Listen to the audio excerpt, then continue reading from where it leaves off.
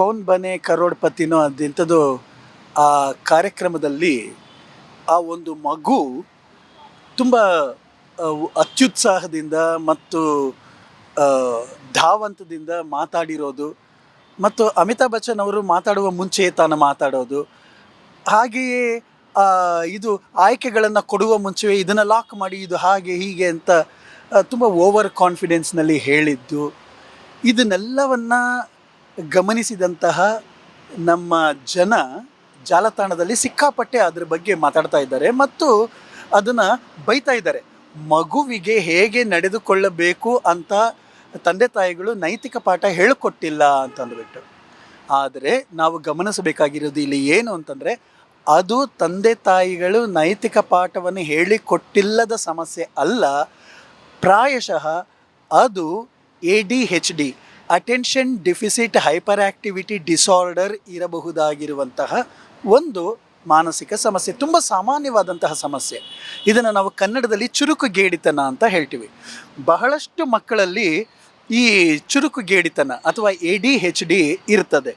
ಅದು ಏನು ಅಂತಂದರೆ, ಅವರು ವಿಪರೀತವಾದಂತಹ ಉತ್ಸಾಹದಲ್ಲಿ ಇರ್ತಾರೆ, ಅವರಿಗೆ ಕಾನ್ಸಂಟ್ರೇಟ್ ಮಾಡೋದಕ್ಕೆ ಆಗೋದಿಲ್ಲ, ಮತ್ತು ಒಂದು ಕೆಲಸದಕ್ಕೆ ಅವರಿಗೆ ಗಮನ ಕೊಟ್ಟುಬಿಟ್ಟು ಆ ಕೆಲಸ ಮಾಡೋದಕ್ಕಾಗೋದಿಲ್ಲ. ಒಂದು ಕಡೆ ಕೆಲಸ ಮಾಡಬೇಕಾದ್ರೆ ಅಥವಾ ಪಾಠ ಕತೆ ಏನೋ ಒಂದು ಕೇಳ್ತಾ ಇದ್ದಾರೆ ಅಂತಂದರೆ ಅವರು ಮನಸ್ಸು ಬೇರೆ ಕಡೆಗೆ ಹೋಗ್ತಾ ಇರ್ತದೆ. ಅವ್ರಿಗೆ ಒಂದು ಜಾಗದಲ್ಲಿ ಸುಮ್ಮನೆ ಕೂತ್ಕೊಳ್ಳೋದಕ್ಕಾಗೋದಿಲ್ಲ ಮತ್ತು ನಿಂತ್ಕೊಂಡಿರೋದಕ್ಕಾಗೋದಿಲ್ಲ. ಆಮೇಲೆ ಏನನ್ನು ಆಲೋಚಿಸದೆ ತಕ್ಷಣವೇ ರಿಯಾಕ್ಟ್ ಮಾಡುವುದು, ರೆಸ್ಪಾಂಡ್ ಮಾಡುವುದು, ಚಿಕ್ಕ ಚಿಕ್ಕ ತಪ್ಪುಗಳಿಗೂ ಕೂಡ ಬೇಸರ, ಕೋಪ ಇವುಗಳನ್ನೆಲ್ಲ ತೋರಿಸೋದು, ಇಂಪಲ್ಸಿವ್ ಆಗಿ ರಿಯಾಕ್ಟ್ ಮಾಡೋದು, ಅಂದರೆ ಹಠಾತ್ತಾಗಿ ರಿಯಾಕ್ಟ್ ಮಾಡೋದು, ಮತ್ತು ಈ ವಸ್ತುಗಳನ್ನು, ವಿಷಯಗಳನ್ನು, ಪೆನ್ನು, ಪೇಪರು ಎತ್ಕೊಂಡು ಅಗತ್ಯವಿರುವಂಥ ವಸ್ತುಗಳನ್ನು ಮತ್ತು ವಿಷಯಗಳನ್ನು ಕೂಡ ಮರೆತು ಹೋಗೋದು, ಇದು ಎಲ್ಲವೂ ಕೂಡ ಸಾಮಾನ್ಯವಾಗಿರುವಂತಹ ವಿಷಯಗಳಾಗಿರುತ್ತವೆ. ಇದು ADHDಯ ಕಾರಣಗಳಾಗಿರುತ್ತವೆ.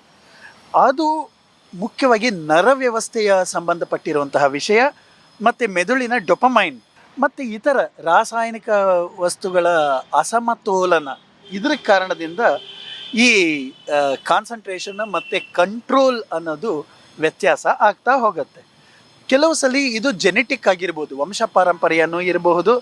ಕೆಲವು ಸಲ ಗರ್ಭಾವಸ್ಥೆಯ ಸಮಯದಲ್ಲಿ ಅಲ್ಲಿ ಏನಾದ್ರು ಇಂಬ್ಯಾಲೆನ್ಸ್ ಆಗಿದ್ದಿರಬಹುದು, ಮತ್ತು ಸ್ಕ್ರೀನ್ ಟೈಮಿಂಗ್ ಅತಿಯಾದರೂ ಕೂಡ ಈ ಥರದೆಲ್ಲ ಸಮಸ್ಯೆಗಳು ಬರ್ತವೆ.